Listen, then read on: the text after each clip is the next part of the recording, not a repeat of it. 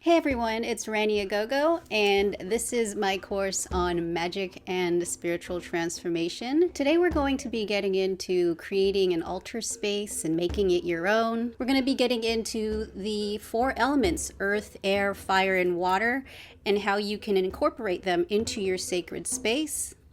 I'm also going to show you how to call in the 7 directions to cast a magic circle. Then we're going to get into dedicating your altar once the circle has been cast, and afterwards I'm going to show you how to close the circle. Towards the end I'm going to get into Magick Wands, and I also have some journal prompts for you. Also, I want to remind you that you can find the PDFs at magickaugogo.com, MAGICKAUGOGO.com. Also, these classes are pay what you can, so if you could head over to magickaugogo.com, go over there and donate whatever you can. I'd really appreciate it. It'll help me keep these classes going and while still being able to feed myself.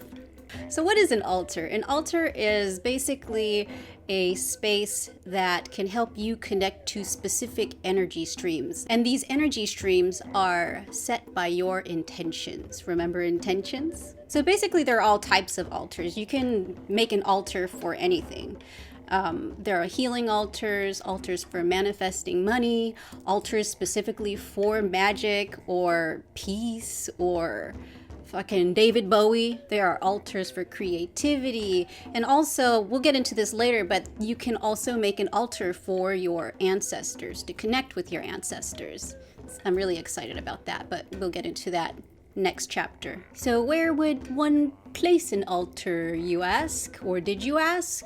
You can place an altar anywhere that's convenient. You can put it on a shelf or like on a desktop or your coffee table. I don't even know how many altars I have in my house, but I have a lot. Basically, like anywhere there is like an empty space, it's become an altar space. And it actually forces me to keep the space clean because,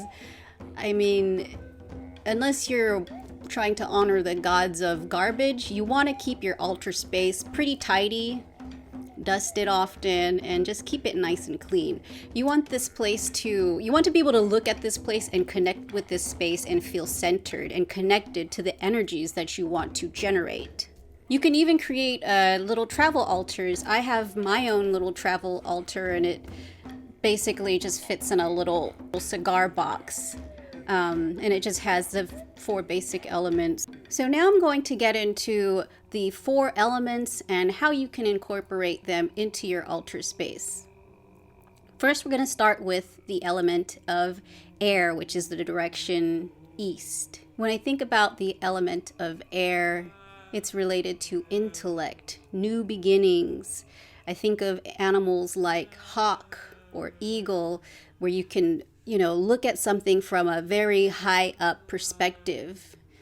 I love the element of air to bring peace, just fresh starts. I think of spring when I think of the element of air. Also clearing, air is really great for just clearing the air. The signs related to air are Aquarius, Libra, and Gemini. Air, communication too. Wanted to throw that in there. Yeah, they're all really good at communicating or, talking your ears off, if you know what I mean. Just kidding. I love you. I love you, air signs. There's a siren. That's that air for you. Or, I guess. I don't know. Is the sound of a siren made by air these days? I'm sure back in the day it was some sort of fucking horn, right? Which would be air. Siren's gone. To incorporate the element of air into your altar space, you could use items such as fans. I have feather fans, or you can use just feathers to represent air spirit animals. Oh, incense. Incense, because when you burn it, you see the smoke. Incense, burn bundles. Those are related to the element of air. So I've talked about air and the direction of east. Now we're going to move south into fire, my favorite element. With fire, you think of transformation, passion, strength. Fire is connected to sexuality and the sun. Fire is like that drive, that I think I said sexuality, but I don't know why it keeps passion, sexuality, creativity. I mean, who wouldn't fucking love fire, right? It's that drive, that burning sensation. That's the good kind. I mean, I guess there's a positive and negative to fire, but fire is all about action and getting things moving. When I think of fire, I think of animals such as snake because of the shedding of the skin and the transformation. Also, I think of the lion, you know, that passionate, courageous heart of the lion. I love thinking about fire, you guys. I just love fire, y'all. That's my home. My home is within the fire. The signs related to fire are Leo, Aries. I'm an Aries, fiery lady, and also Sagittarius. Shout out to all my fire peeps. Keeping it real, right? Getting in trouble, keeping it real. Anyways, let's move on. To incorporate fire, you can use candles. Super simple. Any candle will do. A lighter. That's basically it. A candle. Like, get candles. I use a shit ton. I burn candles every fucking day. You can get them at the 99-cent store. From the south, we move to west. Water. Now, water is all about, you know, that going with the flow, healing, love. Water is very watery, if you feel me, you know? When I think of water, I also think of the maternal energies, like being within a womb or just motherly love.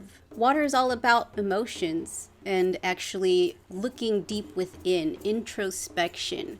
That's that watery water stuff. And water is also very connected to psychic abilities because it's all about introspecting and looking inward. My moon is Pisces. Yeah, right? I'm kind of fucked up over here.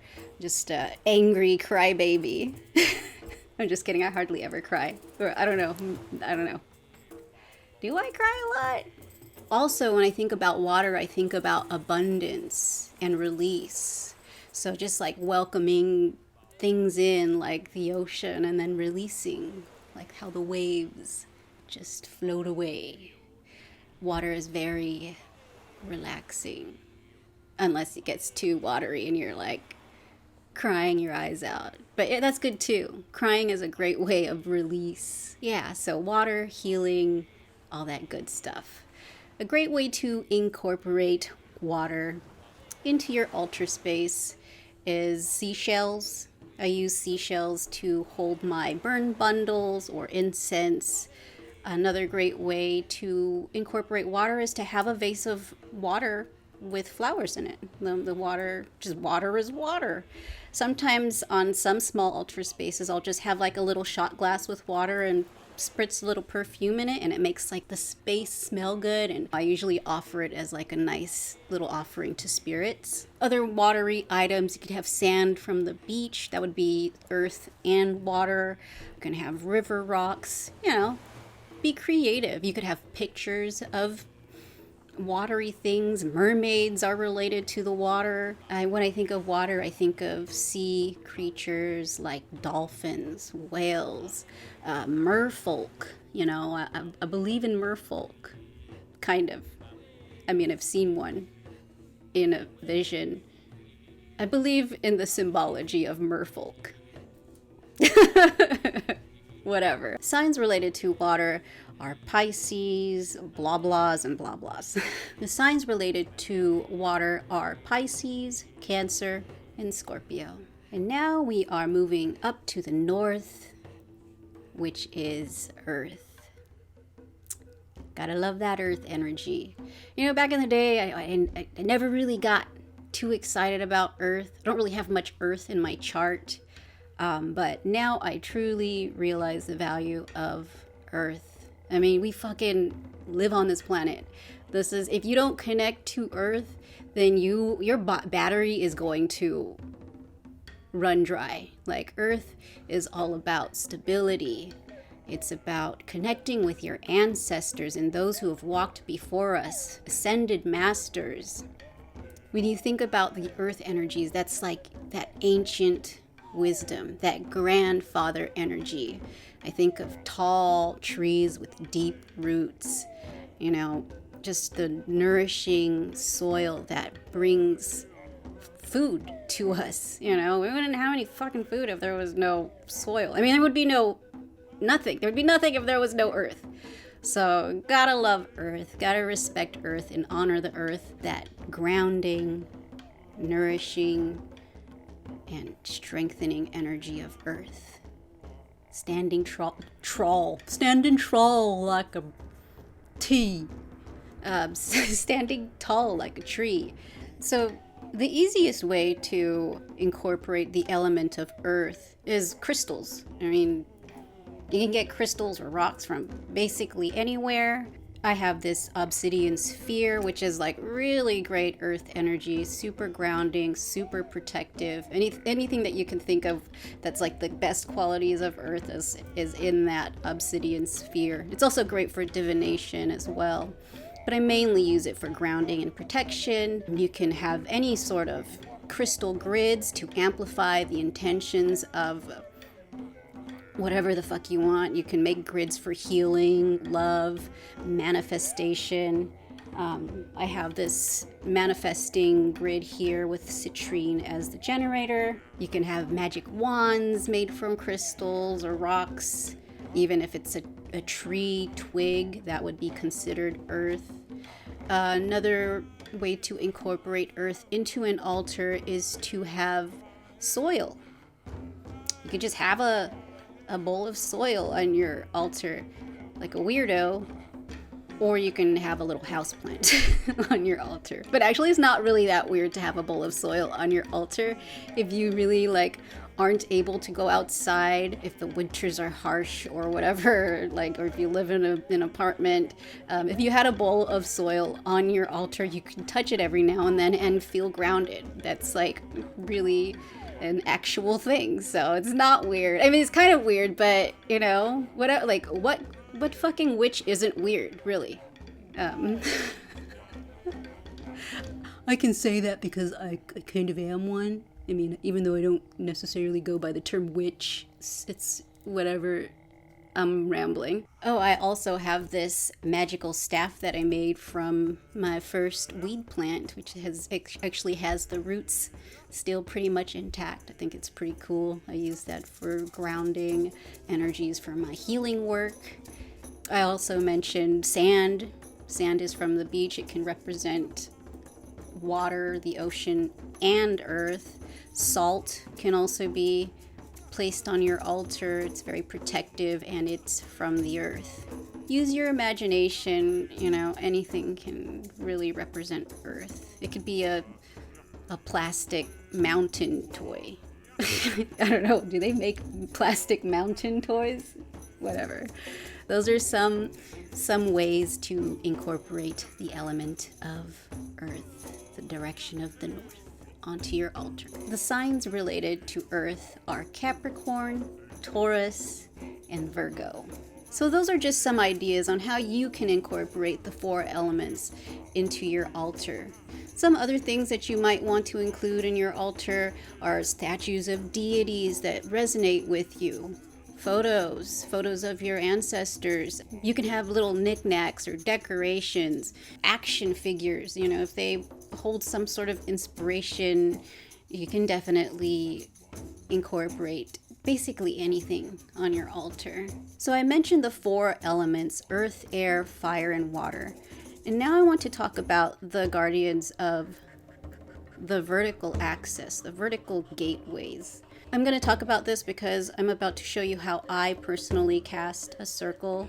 I know most people just call on the 4 directions and call it a day, and that's totally fine, but I call on the guardians of the 7 directions because I feel like it's really important to the work that I do, because when I tap into this miracle field that I talk about when I'm manifesting, it's important for me to visualize the guardians of the vertical axis. They're really important to that work. The best way for me to describe the guardians of the 7 gateways is sort of like a sphere as opposed to just a circle.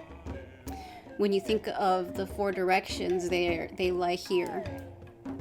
And the guardians of the vertical axis, they kind of cross each other, and where they meet is at the heart.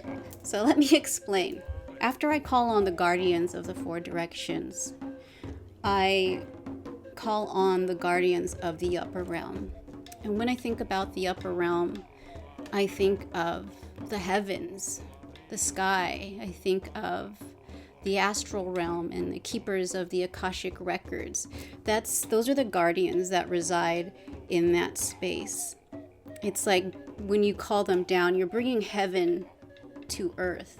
Angelic beings and archangels also reside in the space of the upper realms. So when I call in that direction, that's what I'm thinking about. Next, I call upon the guardians of the middle realm, which is the heart space. And this is, I imagine this as my connection to the different directions. You know, I feel like everything meets within the heart space. When I think about the guardians of the middle realm, I think about where love abides. And whenever I call in love, it's kind of my thing. It's just kind of important for me to think about inviting love into the work that I do, because I believe love is one of the most powerful energies that we as humans can wield.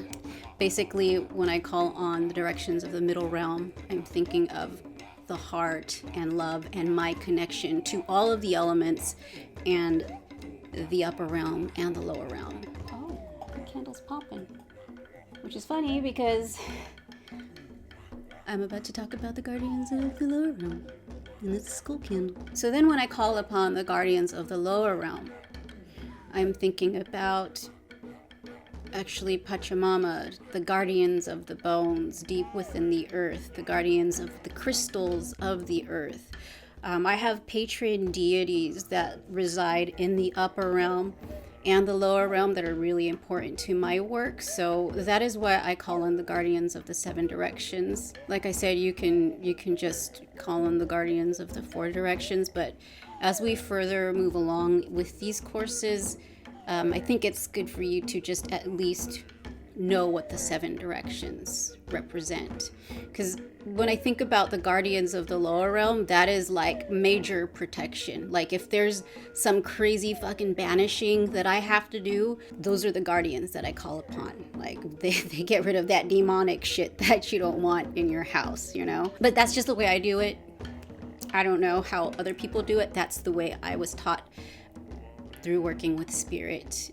When I think about the guardians of the lower realm, I think about the womb of this planet, and the guardians that reside there are very powerful, very ancient, and very wise. When I cast a circle, I first call upon east, which is air, then the south, which is fire, then I move to the west, which is water, then north, which is earth, and then I move up to the upper realm, which is sky beings, the heavens. Then I call upon my heart, where love abides, the middle realm, which is connected to the 4 directions, and then I move to the lower realm, which is connected to the bone people. Which is, connected to Mother Earth. So after I call upon the guardians of the lower realm, the sphere or the circle has been cast. It's a feeling. I'll try my best to describe this. But as I welcome each element or each guardian into the space, I imagine these entities and these energies coming in to hold this space around me. So when I'm welcoming the guardians of the east, I'm welcoming new beginnings and air and, just seeing things from a higher perspective. I'm seeing flying creatures, just holding that space for me. I have patron deities that reside in all of the directions. So I usually think about those deities and the feelings that come with the deities and the elements. When I start with the east, I feel it. Like I welcome them in and I feel their energy. When I welcome the south, the fire, I feel the strength, I feel the passion, and just like this burning desire to activate and initiate my work. Then I'll welcome in the guardians of the west, and I feel this wave, this healing, this rocking. The more you start working with these elements and you welcome them in, it's almost like you're saluting them and they're coming in and they're fucking creating this magical sphere around you so you could get your fucking magic on. Like you just feel safe, you feel powerful, and you feel ready to work your magic and work your energies. When I welcome the guardians of the north, I feel that stability, that strength, just feeling very grounded. And I feel my ancestors, it's like calling in all my ancestors to just be there in that space. It's just really important to get into the practice if you're going to work magic, to cast circle. The important thing about casting a circle is just knowing that when you cast a circle, that you cast a motherfucking circle, that nothing's going to be able to penetrate that space, that you know that you got the guardians watching your work and making sure that nothing malevolent is allowed in the space. Which brings me to the importance of, before casting a circle, clearing the space. Every time I cast a circle, I sweep, because I have hardwood floors, I sweep the space, I sweep any negative energies, whatever the fuck, dust, Fred Durst, I sweep his dusty ass out of my fucking space. Who is Fred Durst? Why did that name pop up? Whatever. So I just basically sweep the floor. That's actually activating the element of air. That's the first element that I call on, east. So I'm sweeping, getting rid of all the dirt and all the negative energies. That's optional. After I sweep, I'll burn some incense or a burn bundle, just so the smoke can clear out the space. You'll get used to the feeling of clearing space. I don't want you to be burning some shit and clearing space and then a few minutes being like, did it work? Yeah, it fucking worked. You know what I mean? Like, you need to be affirmative with your magic. So we'll get more into clearing space in the next chapter, but basically when you're going to cast a circle, clear the space and just know that you cleared the space good enough to call in the guardians. I'm clairaudient, so if something's not right, spirit will just tell me, hey, you need to get those dirty socks out of the corner or whatever. They'll point shit out to me. When you do magic, you want the space to be clean. At least that's how my spirit guides want things to be. They don't like things rushed. So I take my time, I clean the space, and get that shit good, because I'm welcoming in some powerful guardians that are very ancient, and you don't want to be like a garbage person when you're working with these elements. But like I said, I'm not trying to judge you. If you feel okay with having a dirty space, I don't know what to say, because my spirit guides and guardians are just like, nah, you need to clean. You're not doing this. They would literally make things not work if I try to do magic and things are not right. So when do you cast a circle? I cast a circle whenever I'm doing magic. If I'm going to need the vibration of my space to be raised, I call on the guardians of the 7 directions so they can help me raise the vibration of the space without any weird malevolent bullshit. It's about raising the vibration and also protection. I always cast a circle whenever I'm going to do divination, whenever I'm doing readings for people. It's a whole setup. I call on the guardians of the 7 directions, and then I'll even ask if there are any offerings that the ancestors might want. It's a relationship. I have a relationship with the guardians and my ancestors. So I always make sure that things are good and ready. I also cast a circle when I'm dedicating an altar or dedicating magical tools. If you're just not sure, should I cast a circle? You probably should cast a circle because it doesn't hurt. You're calling in protection. You're calling in the big guys to help make sure that things go right. I call in the guardians of the seven directions when I'm banishing shit, getting rid of some real fucking nasty goobies. I also do it when I'm making magical tools or elixirs, things like that. So basically when you're working magic, if you're trying to do any spells, any rituals, it's protocol, man. You really gotta get into it. I like it. When I cast a circle, it's like I feel high. Like, I'm a sober person. Well, I mean, I don't drink. Yeah, when I cast a circle, I feel high. I feel so good. I feel like buzzy, and I feel like when I'm moving, I feel like I'm underwater, and it just feels good. You might not feel that in the beginning, it's fine. I don't want you to be like, oh, I didn't do it right because I don't feel high like this bitch over here. But it takes time. It probably took me like half a year. Basically, when you cast a circle, just be affirmative that you cast a circle, and this little man is just clicking on in. Do you have to be under the bed? Oh, little bed troll.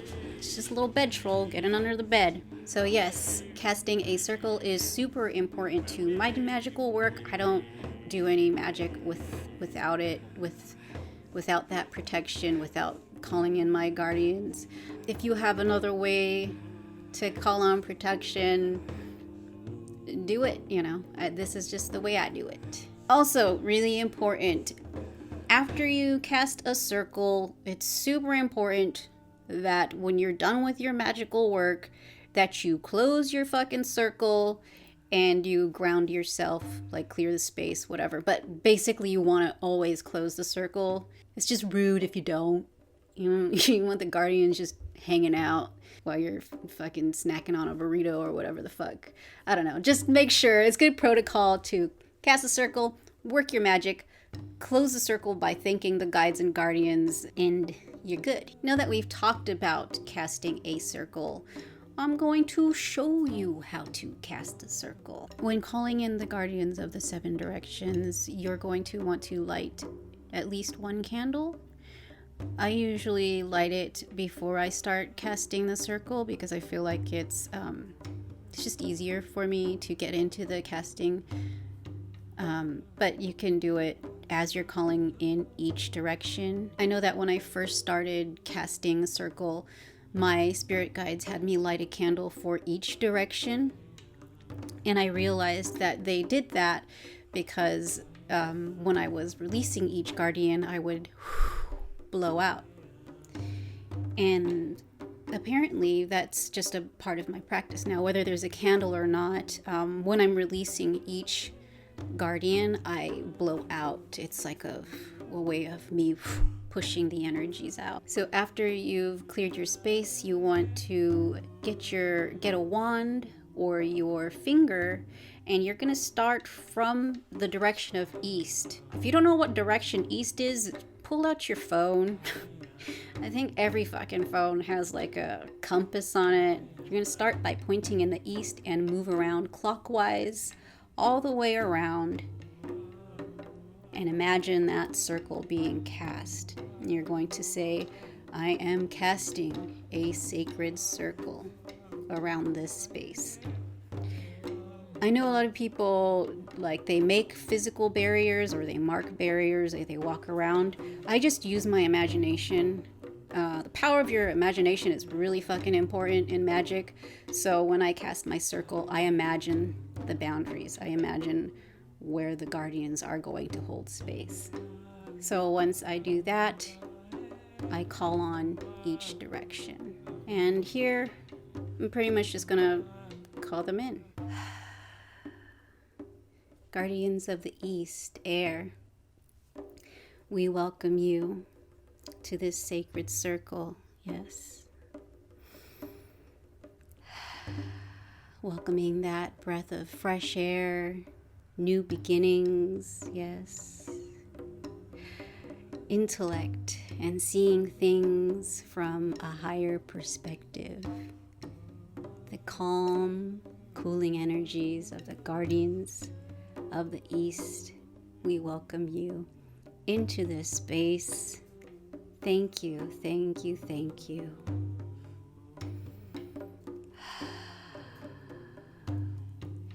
Now we call upon the guardians of the South, yes.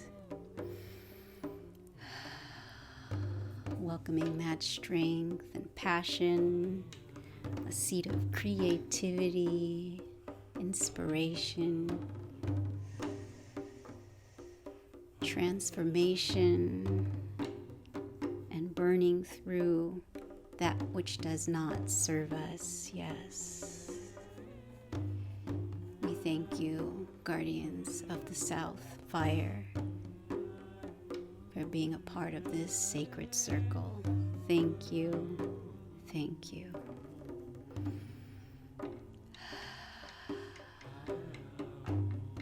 Guardians of the West, water, yes. With the healing, the love, welcoming in that release, that abundance. Thank you, guardians of the West, for your loving, healing energies. Thank you for joining this space. Thank you, thank you. Guardians of the North, yes. Ancestors and ascended masters, yes. We thank you for the stability, the grounding, the strength, the ancient wisdom that roots us to those who have walked before us, yes. We thank you, guardians of the North, for joining us in this sacred circle. Thank you, thank you. Guardians of the upper realm, yes. We welcome you to this sacred circle, yes. Angelic beings, archangels, keepers of the Akashic records and infinite sacred knowledge, yes. We welcome you, guardians of the upper realm, into this sacred circle. Thank you for bringing the heavens to the earth. Thank you, thank you. Guardians of the middle realm, the heart space where love abides. My connection to the guardians of the sacred directions, yes.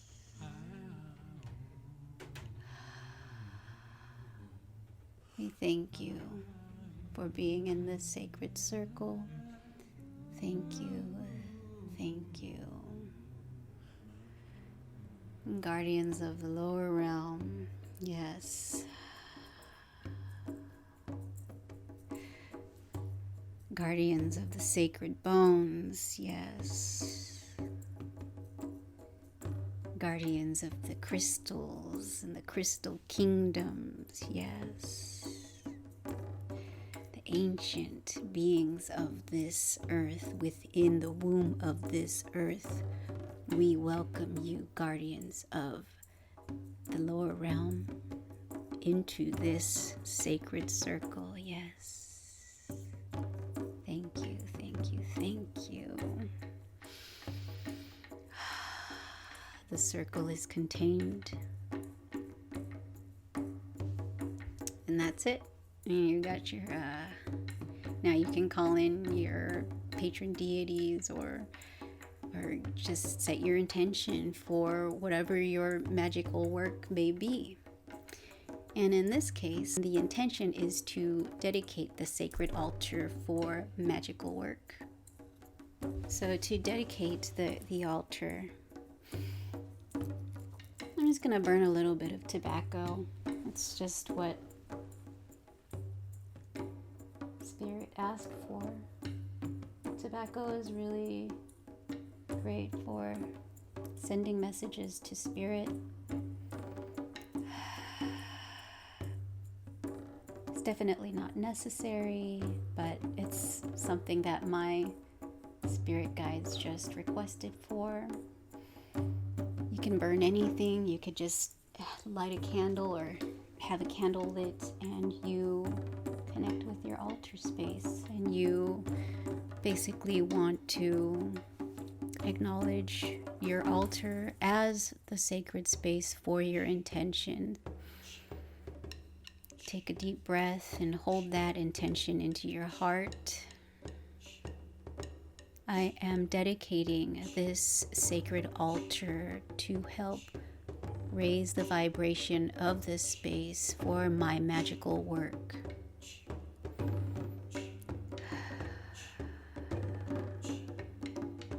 Look at all the pieces that you have gathered on your sacred space and hold those items as sacred now. They are generators of your sacred intention. Now thank the altar and all the pieces. Just, you don't even have to say anything, or just say thank you. Thank you for holding this space.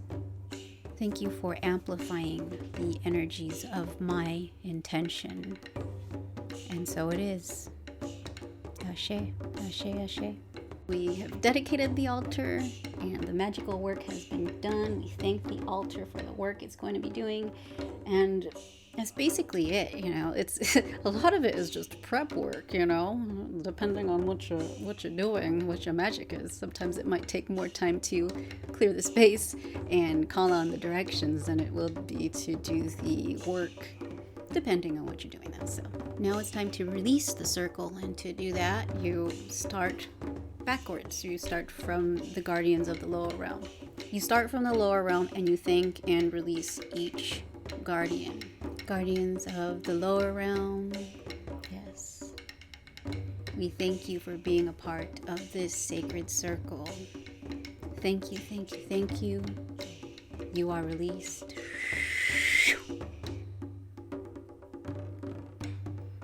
Guardians of the middle realm, yes. We thank you for being a part of this sacred circle. Thank you, thank you, thank you for the love. You are released. Guardians of the upper realm, yes. We thank you for being a part of this sacred circle. Thank you, thank you, thank you. You are released.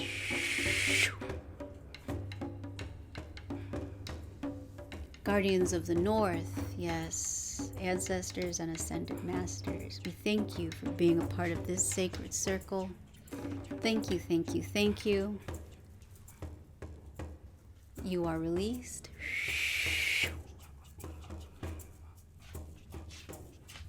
He's like clicking and licking his feet over here. I'm trying to release the guardians, young man. You licking your feet over here. Whew.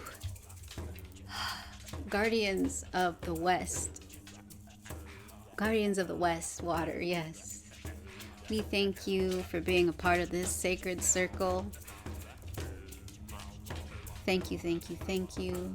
You are released.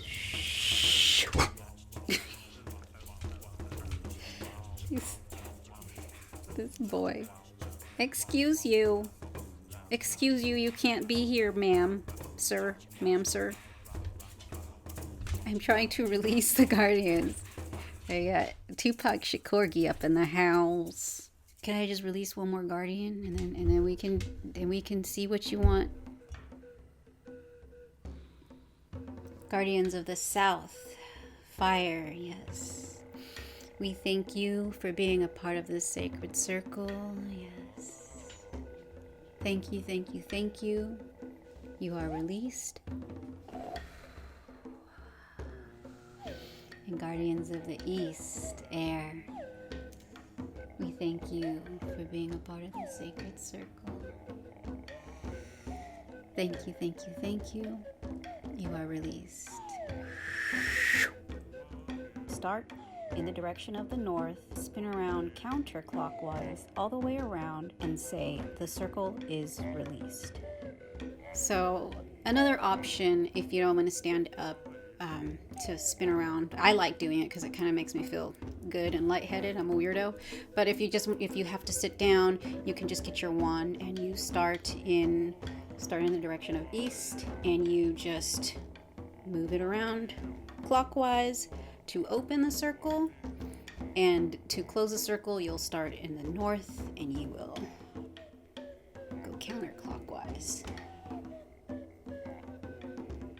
to release the circle. However you want to do it, it's up to you. Sometimes if I'm casting a circle for just on the spot sort of healing, and I don't want to look like a weirdo calling into directions and spinning around and doing the thing, I just imagine, I'll call them in my head and imagine them coming in without me even pointing my finger. And in a pinch that has really worked some crazy powerful magic. So I just want you to get into basic protocol and doing it this way so you can learn how to know what it feels like to cast a circle.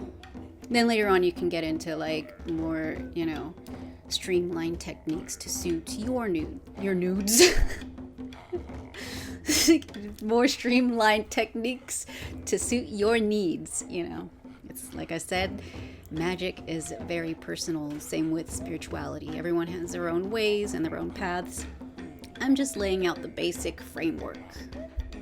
Whew. Oh my goodness, y'all. I almost had a breakdown. So I went up to take a water break. And I, look at the phone and it's turned off. Battery fucking died.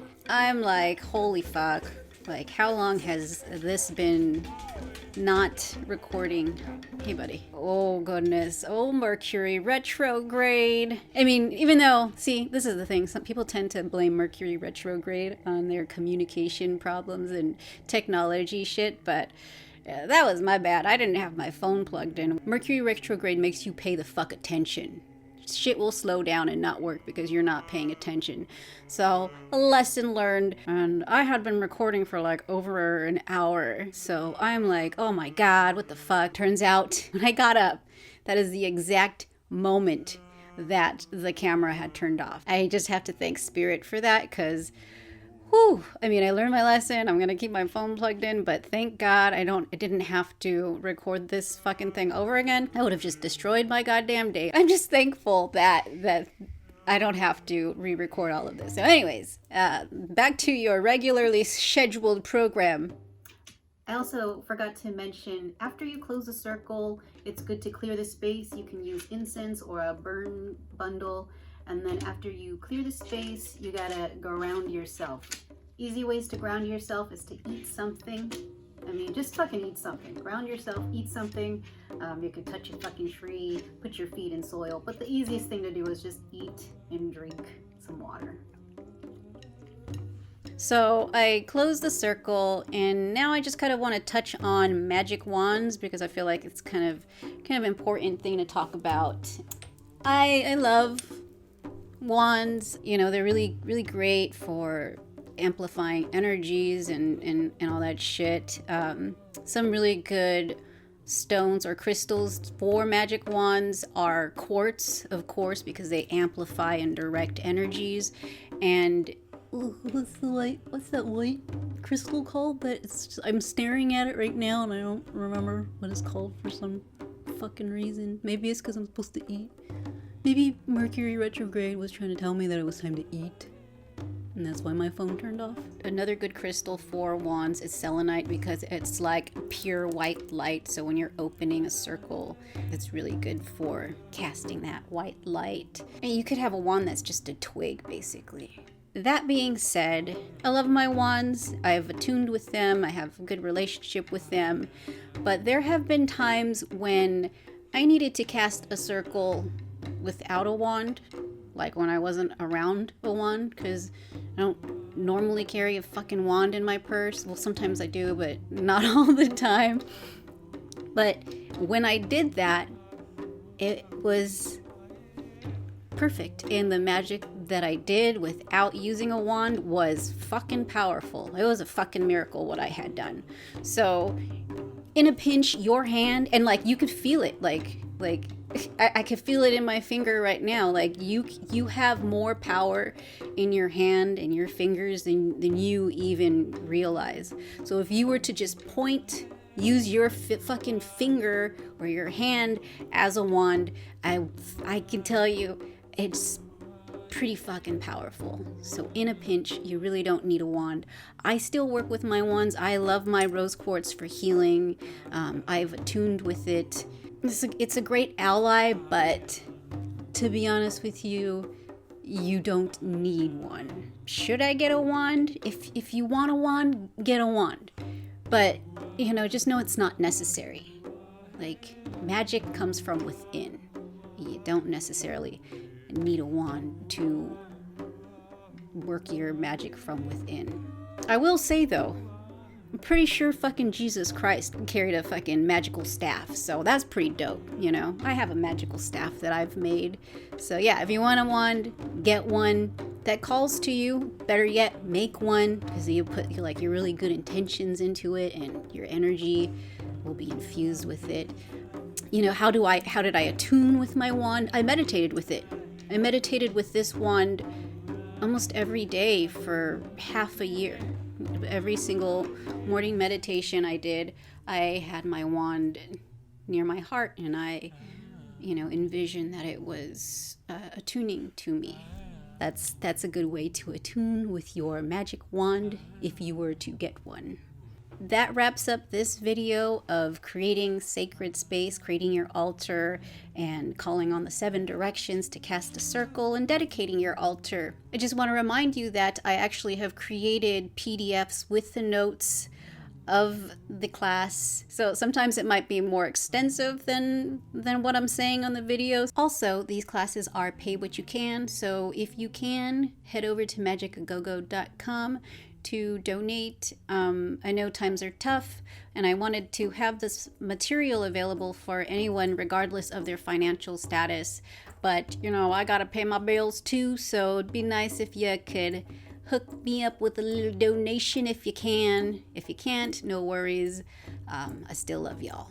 I just want to thank y'all again so much for joining me. Thank you for putting in the work to learn all about magic and spiritual transformation. Take care. Bye.